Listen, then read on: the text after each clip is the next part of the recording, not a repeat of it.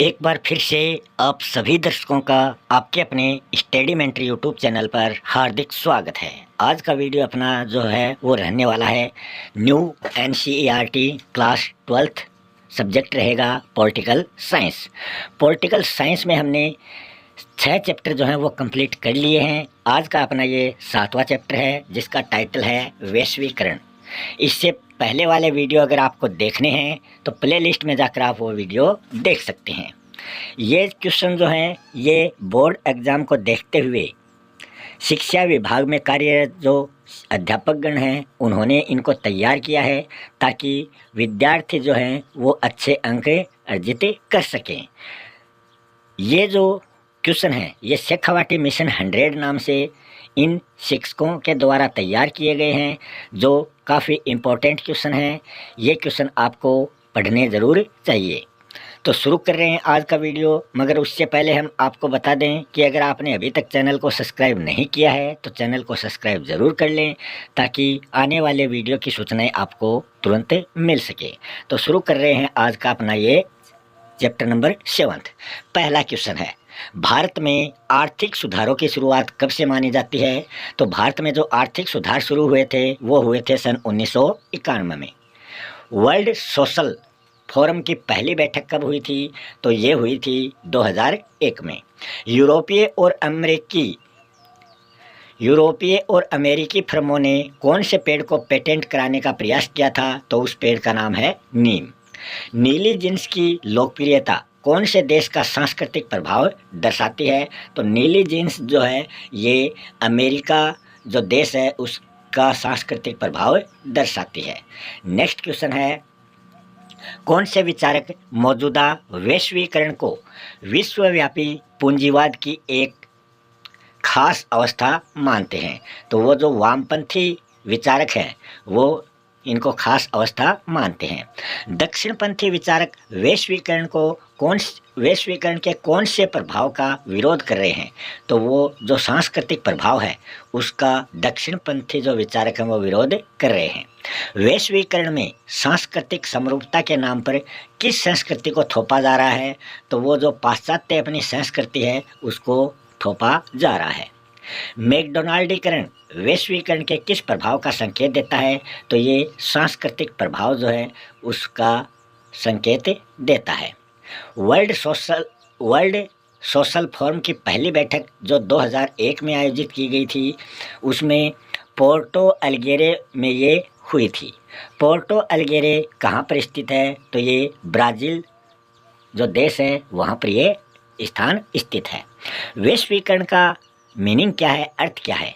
तो वैश्वीकरण जो है वो एक अवधारणा के रूप में प्रवाह है जिसमें विश्व के एक हिस्से के विचार, वस्तु, पूंजी व व्यापार जो है वो विश्व के दूसरे हिस्से में संचार के माध्यम से पहुंचाना ही वैश्वीकरण कहलाता है। मतलब अपने जो विचार हैं वो अपने गांव के जो विचार हैं मान लो वो किसी पड़ोसी गांव में पहुंचाने हैं या दूसरे गांव में पहुंचाने हैं, तो ऐसे ही ये विचार जो हैं ये वस्तु, पूंजी और व्यापार से संबंधित हैं जो दूसरे देशों में पहुंचाने होते हैं, वही वैश्वीकरण कहलाता है। वैश्वीकरण के कारण विश्व में क्या क्या परिवर्तन हुए हैं? तो पहला परिवर्तन जो हमें देखने को मिला है वो मिला है प्रौद्योगिकी का विस्तार। इसमें टेलीग्राफ, टेलीफोन, माइक्रोचिप प्रौद्योगिकी का विस्तार हमें देखने को मिला है। दूसरा इसका परिवर्तन हमें देखने को मिला है प्रौद्योगिकी के कारण विचार, पूंजी, वस्तु व लोगों की विश्व में आवाजाही जो है वो आसान हो गई है। नेक्स्ट क्वेश्चन है, मैकडोनाल्डीकरण क्या है? तो इसका जवाब हो जाएगा विभिन्न सांस्कृतिक अपने को प्रभुत्वशाली अमेरिकी ढर्रे पर ढालने लगी है जिससे विश्व की सांस्कृतिक धरोहर जो है वो धीरे धीरे लगभग समाप्त होती जा रही है, जिससे समूची मानवता को इससे खतरा पैदा हो गया। यह संस्कृति का नकारात्मक प्रभाव मानी जाती है। नेक्स्ट क्वेश्चन है, सांस्कृतिक विभिन्नीकरण किसे कहा जाता है? तो वैश्वीकरण के कारण अपनी संस्कृति के पारंपरिक सांस्कृतिक मूल्यों को छोड़े बिना उसे वैश्विक परिदृश्य में परिष्कृत करना सांस्कृतिक विभिन्नीकरण कहलाता है। वैश्वीकरण की कोई दो आलोचनाएं आपको बतानी हैं। तो पहली इसकी आलोचना है, वामपंथियों के अनुसार वैश्वीकरण पूंजीवाद की एक खास अवस्था है जो धनिक को तो अधिक धनी और गरीबों को अधिक गरीब बना रही है। दूसरी इसकी आलोचना यह है कि दक्षिणपंथियों के अनुसार ये आलोचना है, वैश्वीकरण से राज्य जो है वो कमज़ोर होने के कारण कुछ क्षेत्रों में आत्मनिर्भरता और संरक्षण का जो दौर है वो फिर कायम हो जाएगा। तो ये दो आलोचनाएं यहाँ पर दी गई हैं। अगला क्वेश्चन है, वर्ल्ड सोशल फोरम क्या है? तो इसका जवाब हो जाएगा, वैश्वीकरण के विरोध में स्थापित विश्वव्यापी मंच है वर्ल्ड सोशल फोरम, जिसमें मानवाधिकार कार्यकर्ता, पर्यावरणवादी, मजदूर, युवा, महिला कार्यकर्ता सभी एकजुट होकर नव उदारवादी वैश्वीकरण का विरोध करते हैं। वर्ल्ड सोशल फोरम की पहली बैठक का आयोजन कब किया गया? तो ये किया गया था 2001 में। और ये कहाँ किया गया? ये ब्राज़ील के पोर्ट अलगेरे जो शहर है वहाँ पर किया गया। इसकी जो चौथी बैठक हुई थी वो हुई थी 2004 में भारत देश के बम्बई शहर में। वैश्वीकरण के उदय के कोई दो कारण आपको बताने हैं। तो वैश्वीकरण के उदय का पहला कारण है प्रौद्योगिकी में तरक्की, दूसरा कारण है विश्वव्यापी पारस्परिक जुड़ाव। नेक्स्ट है, एलपीजी से क्या तात्पर्य है? एक तो एलपीजी जो गैस आती है वो है, मगर यहाँ एलपीजी, एल का अर्थ उदारीकरण, पी का अर्थ निजीकरण और जी का अर्थ वैश्वीकरण कहलाता है। एलपीजी की फुल फॉर्म इंग्लिश में क्या होगी वो आप देख सकते हैं। नेक्स्ट है, भूमंडलीकरण एक कैसा चर है? तो भूमंडलीकरण जो है वो एक प्रकार का प्रवाह है, चर है। नेक्स्ट है, वैश्वीकरण कैसी धारणा है? तो यह एक बहुआयामी धारणा मानी जाती है। वैश्वीकरण को अन्य किस नाम से जाना जाता है? तो इसको वैश्वीकरण का जो अन्य नाम है वो है भूमंडलीकरण। नेक्स्ट है, वैश्वीकरण का अर्थ स्पष्ट करते हुए इसके कारणों का उल्लेख आपको करना है। इसका जवाब हो जाएगा, वैश्वीकरण का पहले हम अर्थ समझेंगे। विभिन्न देशों के बीच में परस्पर संबंध और तीव्र एकीकरण की प्रक्रिया को वैश्वीकरण कहा जाता है। वैश्वीकरण एक बहुआयामी अवधारणा है जिसमें एक देश का दूसरे देश या फिर कई देशों से इसमें जुड़ाव होता है। वैश्वीकरण से संपूर्ण विश्व को एक परिवार या समुदाय के रूप में प्रकट या व्यक्त किया जाता है। फिर हम देखेंगे वैश्वीकरण के कौन कौन से कारण हैं। पहला कारण है, वैश्वीकरण के प्रसार का मुख्य कारण उन्नत प्रौद्योगिकी को माना जाता है। वर्तमान विश्व में टेलीग्राम, माइक्रोचिप, इंटरनेट और छपाई ने संचार क्रांति में बढ़ोतरी की है। इन संचार के साधनों में विश्व के विभिन्न देश और नागरिक जो हैं वो एक दूसरे के करीब आए हैं और अपना जुड़ाव कायम किया है। दूसरा इसका प्रमुख कारण है विश्वव्यापी पारस्परिक जुड़ाव। इसमें आ जाएगा, वर्तमान विश्व में सभी नागरिकों के मध्य एक पारस्परिक जुड़ाव बना हुआ है, अर्थात प्रत्येक व्यक्ति अपने को दूसरे लोगों से जुड़ा हुआ महसूस करता है। यही वो वजह है कि प्राकृतिक आपदाएं जैसे कि सुनामी, भूकंप, बाढ़ तथा अनेक प्रकार की जो महामारियां हैं वो किसी एक देश को प्रभावित नहीं करती, बल्कि इससे अनेक देश जो हैं वो प्रभावित हो जाते हैं। इसकी का आपने उदाहरण देख लिया होगा, कोविड-19। इसी आपसी जुड़ाव ने वैश्वीकरण की बढ़ोतरी में योगदान दिया है। अगला इसका कारण है बहुराष्ट्रीय कंपनियां। वैश्वीकरण में बहुराष्ट्रीय कंपनियों ने महत्वपूर्ण योगदान दिया है। प्रत्येक बहुराष्ट्रीय कंपनियां जो हैं वो विश्व के अनेक देशों में कार्यरत हैं, जिससे संपूर्ण विश्व आपस में जुड़ गया है। भारत की भी अनेक बहुराष्ट्रीय कंपनियां जो हैं वो अनेक देशों में कार्य कर रही हैं। नेक्स्ट क्वेश्चन है, वैश्वीकरण विरोधी आंदोलन पर एक निबंध आपको लिखना है, या फिर इसको हम कह सकते हैं कौन कौन से संगठनों के द्वारा वैश्वीकरण का विरोध किया जा रहा है। तो इसका जवाब हो जाएगा, विश्व स्तर पर अनेक संगठनों द्वारा वैश्वीकरण का विरोध किया जा रहा है, तो इसमें हम कुछ प्रमुख संगठन आपको दिखा रहे हैं।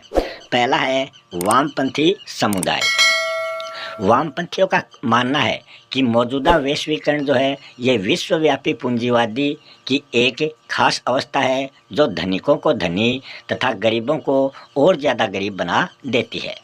वैश्वीकरण से राज्य की शक्ति में भी कमी आएगी, जिसके कारण वह गरीबों के हितों की रक्षा नहीं कर पाएगा। इस तरह वामपंथी मुख्य रूप से आर्थिक वैश्वीकरण का विरोध करते हैं। दूसरा इसका जो विरोध है वो किस कारण से हुआ है, तो वो तत्व है इसका है दक्षिणपंथी समुदाय। दक्षिणपंथी आलोचक जो हैं वो वैश्वीकरण के राजनीतिक, आर्थिक और सांस्कृतिक प्रभावों को लेकर काफ़ी चिंतित हैं। उन्हें राज्य के कमज़ोर होने की चिंता है तथा इनका मानना है कि कुछ क्षेत्रों के में आर्थिक आत्मनिर्भरता और संरक्षण जो है वो कायम होना चाहिए। सांस्कृतिक संदर्भ में हम ये कह सकते हैं कि लोगों की जो प्राचीन संस्कृति और जीवन मूल्य हैं वो लगभग लुप्त हो जाएंगे। दक्षिणपंथियों के द्वारा विदेशी टीवी चैनलों, वैलेंटाइन डे मनाने तथा छात्र छात्राओं द्वारा पश्चिमी पोशाक पहनने का विरोध भी इसमें शामिल किया गया है। इसका जो अगला विरोध है वो है वैश्वीकरण विरोधी आंदोलन। वैश्वीकरण के विरोध में विश्व में अनेक आंदोलन भी चल रहे हैं, लेकिन संपूर्ण वैश्वीकरण के विरोधी वो नहीं कहे जा सकते, बल्कि इसके कुछ खास कार्यक्रमों के ये विरोधी हैं। विशेषकर आर्थिक साम्राज्यवाद के ये खिलाफ हैं। इन आंदोलन में वर्ल्ड सोशल फोरम द्वारा किया जाने वाला आंदोलन प्रमुख माना जाता है। नेक्स्ट क्वेश्चन है, वैश्वीकरण के प्रतिरोध के प्रमुख कारणों को आपको समझाना है। तो वर्तमान समय में वैश्वीकरण का जो है वो तीव्र रूप से प्रतिरोध हो रहा है, जिसके कई कारण हैं। पहला कारण है राज्य की शक्ति में कमी। वैश्वीकरण के आलोचकों का तर्क है कि वैश्वीकरण से राज्य की जो शक्ति है, जो पावर है, उसमें लगातार कमी होती जा रही है। राज्य अब पहले की तरह लोक कल्याणकारी कार्य नहीं कर रहा है। लोक कल्याणकारी राज्य की जगह अब बाजार, आर्थिक और सामाजिक प्राथमिकता का निर्धारक बन गया है तथा अनेक बहुराष्ट्रीय कंपनियां राज्यों में फैल चुकी हैं, जिससे राज्य शक्ति में कमी हो रही है। अगला इसका कारण है नव उपनिवेशवाद को जन्म दिया एवं प्रसार कर रहा है। वैश्वीकरण जो है वो परंपरागत उपनिवेशवाद का एक नया रूप है। इसके अंतर्गत एक विकसित तथा शक्तिशाली देश द्वारा किसी कमज़ोर देश पर सीधे आर्थिक शोषण करने के बजाय उसका अप्रत्यक्ष तरीके से शोषण किया जाता है, जिसके कारण वैश्वीकरण का जो विरोध है वो लगातार बढ़ रहा है। अगला इसका जो कारण है वो है वैश्वीकरण बहुराष्ट्रीय कंपनियों को बढ़ावा दे रहा है कि वे कंपनियां जो एक से अधिक देशों में कार्य करती हैं उन्हें बहुराष्ट्रीय कंपनियां कहा जाता है। इन कंपनियों को वैश्वीकरण से बढ़ावा लगातार मिल रहा है और ये कंपनियां निर्धन और विकासशील देशों के संसाधनों का लगातार दोहन कर रही हैं। इसी कारण से वो देश जो है वो कमज़ोर बना हुआ है। अगला कारण है परंपरागत संस्कृति की हानि। वैश्वीकरण के प्रभाव से प्रभुत्ववादी जो संस्कृति है वो कम ताकतवर समाजों पर अपना प्रभुत्व जो है वो लगातार जमाना चाह रही है। इससे संसार कैसा ही दिखता है जैसा कि ताकतवर संस्कृति उसे बनाना चाहती है, कि संसार वैसा ही दिखेगा जो ताकतवर संस्कृति उसको बनाएगी। अर्थात वैश्वीकरण से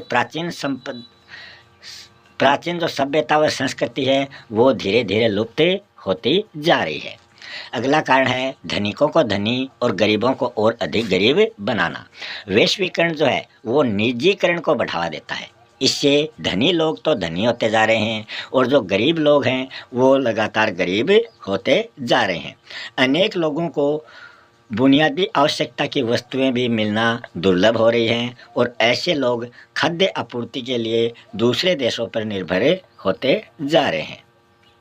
नेक्स्ट है वैश्वीकरण के राजनीतिक जो प्रभाव हैं उनका उल्लेख कीजिए कि कौन कौन से वैश्वीकरण के राजनीतिक प्रभाव हैं। तो यहाँ हम वैश्वीकरण के राजनीतिक प्रभाव का विवेचन निम्नलिखित 3 बिंदुओं के अंतर्गत करते हैं, जिसमें पहला बिंदु है राज्य की शक्ति में कमी। वैश्वीकरण के कारण पूरी दुनिया में अब राज्य कुछ के मुख्य कार्यों जैसे कि कानून व्यवस्था को बनाए रखना, अपने नागरिकों की सुरक्षा करना आदि तक ही अपने आप को उन्होंने सीमित कर लिया है। वैश्वीकरण की प्रक्रिया के कारण राज्य की जगह अब बाजार जो है वो आर्थिक और सामाजिक प्राथमिकताओं का प्रमुख निर्धारक बन गया है। वैश्वीकरण के चलते पूरे विश्व में बहुराष्ट्रीय कंपनियों की भूमिका जो है वो बढ़ी है। इससे सरकारों ने अपने दम पर फैसला करने की क्षमता में लगातार कमी होती जा रही है। अगला इसका प्रभाव है राज्य की शक्ति पर कोई प्रभाव नहीं। राजनीतिक समुदाय के आधार के रूप में राज्य कर प्रधानता को वैश्वीकरण से कोई चुनौती नहीं मिली है। राज्य इस अर्थ में आज भी प्रमुख है। आज भी राज्य कानून व व्यवस्था तथा राष्ट्रीय सुरक्षा जैसे अनिवार्य कार्यों को लगातार पूरा कर रहे हैं। वैश्विक राजनीति में राज्य अभी भी महत्वपूर्ण अंग बने हुए हैं।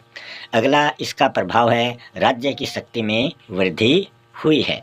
वैश्वीकरण के फलस्वरूप अत्याधुनिक टेक्नोलॉजी मतलब प्रौद्योगिकी के बूते राज्य जो है वो अपने नागरिकों के बारे में सूचनाएं जो हैं वो जुटा सकता है। एक सूचना के दम पर राज्य जो है वो ज़्यादा कारगर ढंग से काम कर सकता है। इस क्षेत्र में वैश्वीकरण के कारण राज्यों की क्षमता जो है वो बढ़ी है। अगला क्वेश्चन है वैश्वीकरण के सांस्कृतिक प्रभावों को स्पष्ट कीजिए। इसका जवाब हो जाएगा वैश्वीकरण के सांस्कृतिक प्रभाव जो हैं वो निम्नलिखित हैं। इसमें वैश्वीकरण के पहले हम सकारात्मक सांस्कृतिक प्रभाव देखेंगे, फिर इसके दूसरे प्रभावों पर भी हम नज़र डालेंगे। सकारात्मक प्रभावों में पहला है बाहरी संस्कृति के प्रभावों को हमारी पसंद नापसंद का दायरा इसमें बढ़ता जा रहा है। जैसे कि बर्गर के साथ साथ मसाला डोसा भी अब हमारे खाने में शामिल हो चुका है। फिर है वैश्वीकरण के प्रभाव स्वरूप परंपरागत सांस्कृतिक मूल्यों को छोड़े बिना संस्कृति का परिष्कार भी होता है। जैसे कि नीली जींस के साथ खादी का कुर्ता जो है वो पहनने की परंपरा चल चुकी है। हम अनेक अमेरिकी लोगों को नीली जींस के ऊपर खादी का कुर्ता पहनते देख सकते हैं। यह संस्कृति का ही परिष्कार माना जाता है। अगला सकारात्मक प्रभाव है वैश्वीकरण से हर संस्कृति कहीं ज़्यादा अलग और विशिष्ट होती जा रही है। इस प्रक्रिया को सांस्कृतिक विभिन्नीकरण कहा जाता है। अब हम देखेंगे वैश्वीकरण के क्या नकारात्मक प्रभाव जो हैं वो इस पर पड़े हैं। वैश्वीकरण सांस्कृतिक समरूपता लाता है, जिससे विश्व संस्कृति के नाम पर पश्चिमी संस्कृति हमारे ऊपर थोपी जा रही है। वैश्वीकरण का दूसरा नकारात्मक सांस्कृतिक प्रभाव है वैश्वीकरण के कारण विभिन्न संस्कृतियां अब अपने को प्रभुत्वशाली अमेरिकी ढर्रे पर ढालने लगी हैं।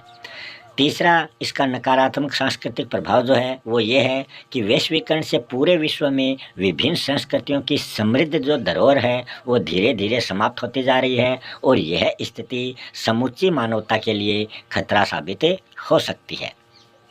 नेक्स्ट क्वेश्चन है वैश्वीकरण के आर्थिक प्रभावों की विवेचना कीजिए। तो यहाँ हम इसके आर्थिक प्रभाव देख रहे हैं। वैश्वीकरण के आर्थिक प्रभावों को 2 भागों में विभाजित किया जाता है। वैसे ही जैसे कि हमने ऊपर देखे थे सकारात्मक आर्थिक प्रभाव, नकारात्मक आर्थिक प्रभाव में इसको बांटा गया है। पहले हम देखेंगे वैश्वीकरण के सकारात्मक आर्थिक प्रभाव। तो इसमें पहला आ जाएगा वैश्वीकरण ने देशों के आयात प्रतिबंधों को कम किया है, जिससे संपूर्ण विश्व में वस्तुओं के व्यापार में वृद्धि हुई है। वैश्वीकरण के कारण संपूर्ण विश्व में पूंजी के प्रवाह में जो है वो लगातार वृद्धि हुई है, क्योंकि अब धनी देश के निवेशकर्ता जो हैं वो अपने धन को अपने देश के स्थान पर अन्य देशों में भी निवेश कर सकते हैं। अगला इसका प्रभाव है वैश्वीकरण के कारण लोगों की आर्थिक समृद्धि और खुशहाली जो है उसमें भी वृद्धि हुई है। और अगला सकारात्मक इसका प्रभाव है आर्थिक वैश्वीकरण के कारण लोगों में सांस्कृतिक जुड़ाव जो है वो लगातार बढ़ा है और पारस्परिक निर्भरता जो है वो अब और तेज हो गई है। अगला इसका सकारात्मक प्रभाव है वैश्वीकरण के कारण अब एक देश के लोग दूसरे देशों में रोजगार, शिक्षा तथा व्यापार हेतु आ जा सकते हैं। अब हम वैश्वीकरण के आर्थिक प्रभाव में इसके नकारात्मक प्रभाव भी देख लेते हैं। नकारात्मक प्रभाव में पहला प्रभाव है आर्थिक वैश्वीकरण के कारण सरकारें अपनी सामाजिक न्याय की जो जिम्मेदारियां हैं उनसे अपना हाथ खींच रही हैं। इससे कमज़ोर वर्ग की स्थिति जो है वो बदहाल होती जा रही है। दूसरा इसका नकारात्मक प्रभाव है वैश्वीकरण के चलते गरीब देश आर्थिक रूप से बर्बाद हो रहे हैं। अगला इसका नकारात्मक प्रभाव है विश्व के कुछ अर्थशास्त्रियों ने यह चिंता जाहिर की है कि आर्थिक वैश्वीकरण जो है वो धीरे धीरे विश्व को पुनः उपनिवेशीकरण की ओर ले जा रहा है। नेक्स्ट क्वेश्चन है वैश्वीकरण के पक्ष और विपक्ष में आपको तर्क देने हैं। तो वैश्वीकरण के सकारात्मक और नकारात्मक जो प्रभाव हैं उसको स्पष्ट कीजिए। तो ये दोनों ही क्वेश्चनों का एक ही जवाब हो जाएगा कि वैश्वीकरण के सकारात्मक प्रभाव के पक्ष में हम तर्क देखेंगे पहले, उसके बाद में इसके विपक्ष में तर्क देखेंगे। मतलब सकारात्मक पक्ष में हो गया और नकारात्मक प्रभाव विपक्ष में हो गया। तो सकारात्मक प्रभाव में के पक्ष में पहला है वैश्वीकरण से लोगों में विश्वव्यापी पारस्परिक जुड़ाव लगातार बढ़ा है। दूसरा प्रभाव है वैश्वीकरण की प्रक्रिया द्वारा विकासशील देशों को उन्नत तकनीक का लाभ मिल रहा है। तीसरा इसका प्रभाव है वैश्वीकरण ने विश्वव्यापी सूचना एवं संचार क्रांति को जन्म दिया है। इससे सामाजिक गतिशीलता जो है वो लगातार बढ़ी है। चौथा इसका सकारात्मक प्रभाव है वैश्वीकरण के कारण रोजगार की गतिशीलता में भारी वृद्धि हुई है। पांचवा इसका प्रभाव है वैश्वीकरण के कारण पूंजी की गतिशीलता बढ़ी है। इससे प्रत्यक्ष विदेशी पूंजी निवेश बढ़ा है। तो ये सभी इसके सकारात्मक प्रभाव या पक्ष में तर्क हो गए। अब हम इसके नकारात्मक प्रभाव या विपक्ष में तर्क देखेंगे। पहला है वैश्वीकरण के कारण अमीर होते जा रहे हैं और जो गरीब हैं वो और गरीब होते जा रहे हैं। इससे आर्थिक असमानता को बढ़ावा मिला है। वैश्वीकरण के कारण बुनियादी आवश्यकता की जो वस्तुएं हैं वो महंगी होती जा रही हैं और आम आदमी के पहुंच से वो बाहर हो गई हैं। वैश्वीकरण से परंपरागत संस्कृति की हानि होगी और लोग अपनी सदियों पुराने जो जीवन मूल्य हैं तथा तौर तरीके हैं उनसे हाथ धो बैठेंगे। अगला इसका नकारात्मक प्रभाव या विपक्ष का तर्क है कि वैश्वीकरण के चलते विकासशील देशों में बहुराष्ट्रीय कंपनियों का जो एकाधिकारवादी जो प्रवृत्ति है वो लगातार बढ़ती जा रही है। अगला इसका नकारात्मक प्रभाव है वैश्वीकरण से राज्य की गरीबों के हितों की रक्षा करने की उसकी जो क्षमता है, जो कैपेसिटी है, उसमें भी कमी आती जा रही है। नेक्स्ट क्वेश्चन है भारत पर वैश्वीकरण के प्रभावों को आपको स्पष्ट करना है। तो इसका जवाब हो जाएगा वैश्वीकरण ने भारत को काफ़ी ज़्यादा प्रभावित किया है। भारत ने 1990 ईस्वी के दशक के प्रारंभ में अपनी अर्थव्यवस्था को खुला किया तथा वैश्वीकरण को अपनाया। वैश्वीकरण से भारत पर सकारात्मक और नकारात्मक दोनों तरह के प्रभाव पड़े हैं। तो पहले हम इसके सकारात्मक प्रभाव देख लेते हैं। इसमें आएगा वैश्वीकरण से भारत के जो सकल घरेलू उत्पाद हैं उनमें लगातार वृद्धि हुई है। वैश्वीकरण के भारत के आर्थिक विकास में तेजी आई है और भारत की विकास दर जो है वो तेज़ गति से वृद्धि कर रही है। अगला इसका सकारात्मक प्रभाव है बहुराष्ट्रीय कंपनियां भारत में विदेशी निवेश कर रही हैं और अपने साथ उन्नत प्रौद्योगिकी को वो ला रही हैं। अगला इसका सकारात्मक प्रभाव है भारत में सूचना एवं संचार क्षेत्र में लगातार जो है वो उन्नति हो रही है। अगला सकारात्मक प्रभाव है भारतीय वस्तुओं की गुणवत्ता में भी लगातार सुधार हो रहा है। और अगला इसका सकारात्मक प्रभाव है भारत में प्रति व्यक्ति आय और राष्ट्रीय आय दोनों में वृद्धि हुई है और बेरोजगारी में कमी आई है। ये तो हो गए इसके सकारात्मक प्रभाव। अब हम इसके कुछ नकारात्मक प्रभाव भी देख लेते हैं कि भारत पर वैश्वीकरण के कारण क्या नकारात्मक प्रभाव पड़े हैं। पहला है, वैश्वीकरण से भारत में अमीर और अमीर होते जा रहे हैं और गरीब जो हैं वो और ज़्यादा गरीब होते जा रहे हैं। वैश्वीकरण के कारण अनेक भारतीय सरकारी जो कंपनियां हैं वो बंद हो गई हैं या फिर वो घाटे में चल रही हैं, जिस कारण उन्हें निजी कंपनियों को सस्ते मूल्य पर बेचा जा रहा है। अगला नकारात्मक प्रभाव है, वैश्वीकरण के कारण बहुराष्ट्रीय कंपनियां भारत के प्राकृतिक संसाधनों का लगातार दोहन कर रही हैं तथा इन्होंने भारत में अपना एकाधिकार जो है वो स्थापित कर लिया है। अगला नकारात्मक प्रभाव है, वैश्वीकरण से अनेक वस्तुओं के मूल्य में तेज़ गति से वृद्धि हुई है, जिससे बुनियादी आवश्यकता की जो वस्तुएं हैं वो आम आदमी की पहुंच से बाहर हो गई हैं, मतलब वो महंगी हो गई हैं। अगला नकारात्मक प्रभाव है, बहुराष्ट्रीय कंपनियां अपना काम निकलवाने के लिए भ्रष्टाचार व रिश्वतखोरी को बढ़ावा दे रही हैं। तो इसी के साथ अपना आज का ये चैप्टर यहीं समाप्त होता है। अगर आपको चैप्टर पसंद आया है, क्वेश्चन आंसर पसंद आए हैं, तो वीडियो को लाइक कर दें, वीडियो को शेयर कर दें और चैनल को सब्सक्राइब नहीं किया है तो चैनल को भी सब्सक्राइब कर दें। मिलते हैं अगले वीडियो में किसी नए टॉपिक के साथ। तब तक के लिए आप सभी दर्शकों का बहुत बहुत धन्यवाद।